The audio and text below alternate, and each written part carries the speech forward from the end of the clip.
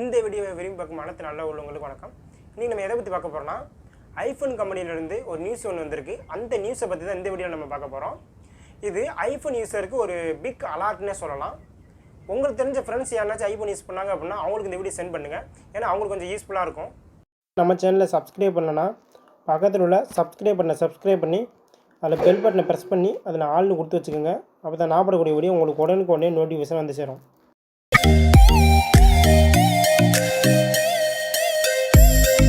இந்த உலகத்தில் இருக்கக்கூடிய மக்களை பயத்தையும் பீதியையும் ஏற்படுத்தியது எது அப்படின்னா நம்ம எல்லாத்தையும் நல்லாவே தெரியும். இந்த பெகாசஸ் ஸ்பைவேர்.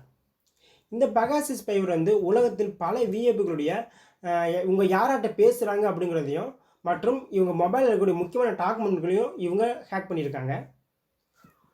இது சம்மந்தமான ஒரு வீடியோ வந்து நம்ம சேனலில் போட்டிருக்கோம். அந்த வீடியோட லிங்க் டிஸ்கிரிப்ஷனில் இருக்குது, போய் பாருங்கள். இந்த பெகாசஸ் ஸ்பைவேர் வந்து சற்று வித்தியாசமானது. இவங்க வந்து உங்கள் மொபைலுக்கு ஒரு மிஸ்டு கால் கொடுத்தாலே போதும், உங்கள் மொபைலில் இருக்க ஒரு டேட்டாவை இவங்களால பார்க்க முடியும்.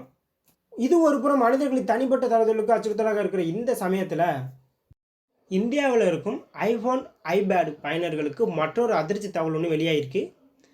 அதாவது ஐஃபோன் 6Xக்கு பிறகு வந்த அனைத்து ஐஃபோன் மாடல்கள், for example iPad bro, iPad air 2, iPad mini 4, iPad touch, இது மாதிரி 7th ஜெனரேஷனில் வந்த அனைத்து மொபைல்கள்லேயும் என்ன ஓஎஸ் யூஸ் பண்ணியிருக்காங்க அப்படின்னா மேக் ஓஎஸ் பிக் ஷோர் என்ற ஓஎஸ் தான் யூஸ் பண்ணியிருக்காங்க.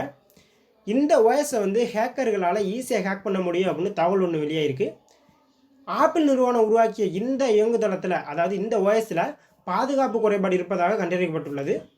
அதாவது மெமரி கரப்ஷன் வல்னரபிலிட்டி என்று அழைக்கப்படுற இந்த பக் இருக்கிறதுனால உங்கள் ஐஃபோனில் இருக்கக்கூடிய வீடியோவாக இருக்கட்டும், ஃபோட்டோக்களாக இருக்கட்டும், ஹேக்கர்களால் ஈஸியாக ஹேக் பண்ண முடியும் அப்படின்னு சொல்கிறாங்க. தற்போது இந்த பிரச்சனையை சீர் செய்த விதமாக ஐஃபோன் கம்பெனி என்ன பண்ணியிருக்காங்க அப்படின்னா iOS 14.7.1 என்ற ஓஎஸை அறிமுகப்படுத்தியிருக்காங்க.